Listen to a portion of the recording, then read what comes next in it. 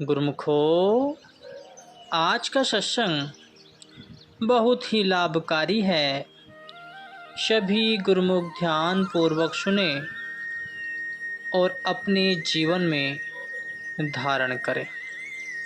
गुरुमुखो, मन और मन के सहयोगी विकार जीव के परम शत्रु हैं और हर वक्त इसके पीछे लगे रहते हैं। जहाँ इतने शक्तिशाली शत्रु पीछे पड़े हों, वहाँ जीव को इनके भय से बचाने वाला कौन है?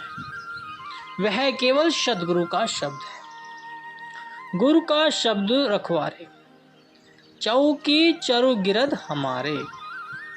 कि सद्गुरु का सार शब्द ही जीव का वास्तविक रक्षक है, जो एक सावधान सैनिक की तरह उसकी चौकसी करता है और उसे सब रीपों से बचाकर उद्देश्य की ओर अग्रसर करता है। जीवन की यात्रा में परिपूर्ण महापुरुषों को अपना संगी साथी बना लेने से ही मानव अपने लक्ष्य स्थान तक सकुशल पहुंच सकता है।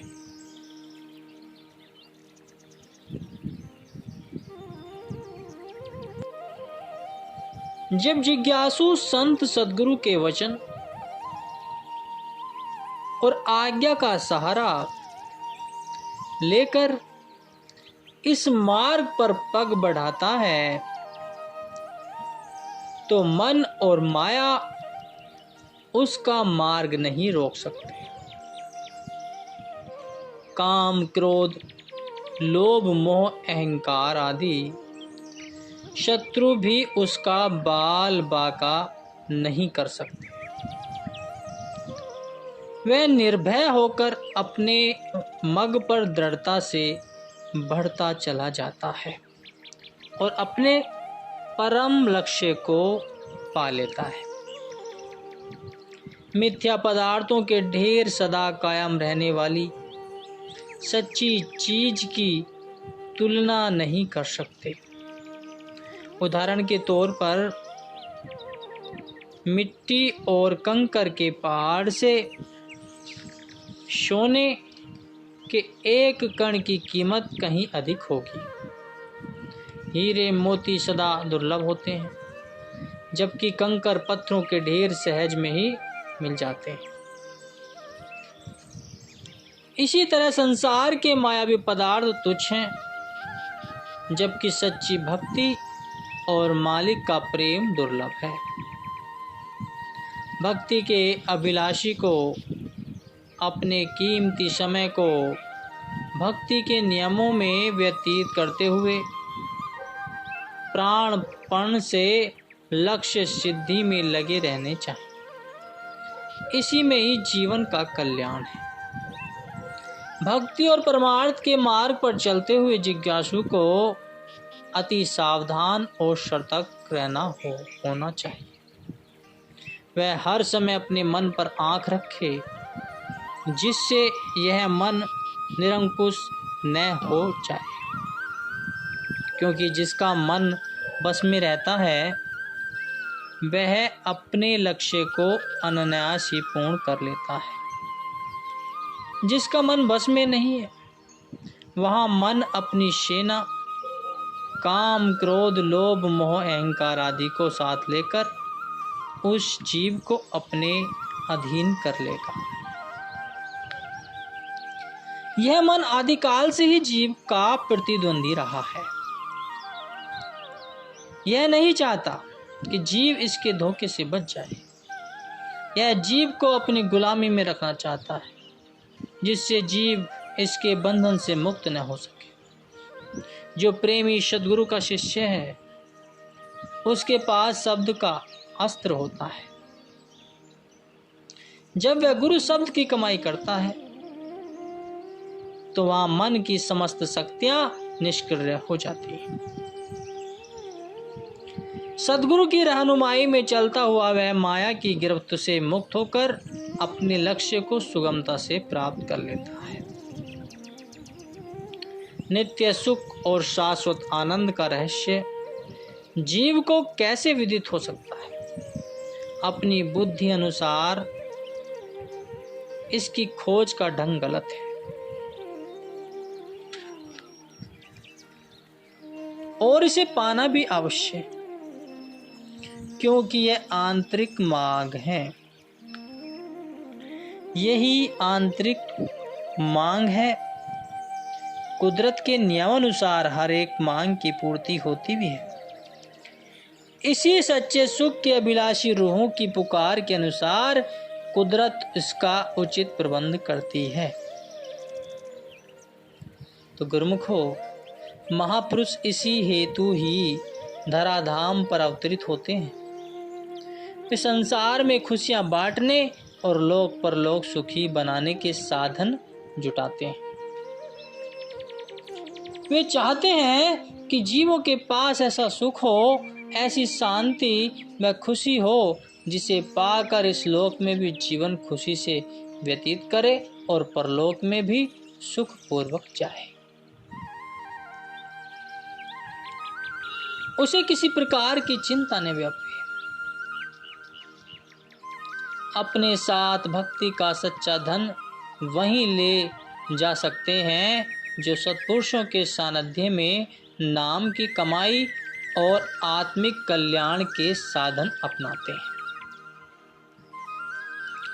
साधारणतया दुनिया किसकी शरण में है? वह माया की शरण में है। वह हर समय उसी का चिंतन, उसी का ध्यान और उसी की याद में लगे हुए हैं। महापुरुष जीव की सुरती का कांटा बदल देते हैं। वे युक्ति समझाते हैं कि संसार में रहो, परंतु जीने का ढंग सीख लो। दूसरी योनियों में दुख झेले हैं, कष्ट उठाए हैं, अब भी यदि दुखी बना रहा, कष्ट झेलता रहा, तो मनुष्य जन्म से क्या लाभ लिया? अब सुख पूर्वक आनंदमय जीवन बनाने का ढंग सीख लो। वह काम कर लो जो अन्य योनियों में नहीं हो सकता। वह क्या कि भक्ति का धन कमा लो। केवल यही एक वस्तु है जो अन्य योनियां नहीं समझ सकती और ना ही कर सकती। इसकी कमाई कर सकती। इस प्रकार संसार में रहते हुए सुख पूर्वक रहो, खुशी से रहो। सत्पुरुषों ने जो साधन नियम बतलाए हैं, उन पर दृढ़ चलकर मालिक की याद दिल में बसाए रखेंगे तो निश्चय ही सुखी जीवन व्यतीत कर परलोक सुहेला बना लेंगे। परलोक भी खुशियों से भर जाएगा। गुरुमुखो, विधाता ने सृष्टि की रचना की है। उसने इसमें शारीरिक आवश्यकता पूर्ति के सब सामान बना दिए। ये सब वस्तुएं जड़ हो अथवा चेतन, परिवर्तनशील हैं। वह हर समय परिवर्तित होती रहती हैं। किसी की अवस्था सदा एक समान नहीं रहती। परिवर्तनशील संसार में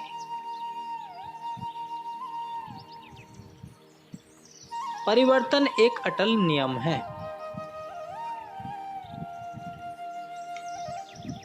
नित्य प्रति के अनुभव से ज्ञात होता है कि पेड़ का बीज जमीन में कुछ दिन दबा रहता है, उसमें से अंकुर निकलते हैं, वह पौधे का रूप धारण करता है और बढ़ते बढ़ते पेड़ बन जाता है। जमीन में दबे हुए बीज का अस्तित्व समाप्त हो जाता है और इधर पेड़ पर फूल व फल लगते हैं, पकते हैं और जड़ जाते हैं। इसी प्रकार इंसान एक शिशु के रूप में जन्म लेता है।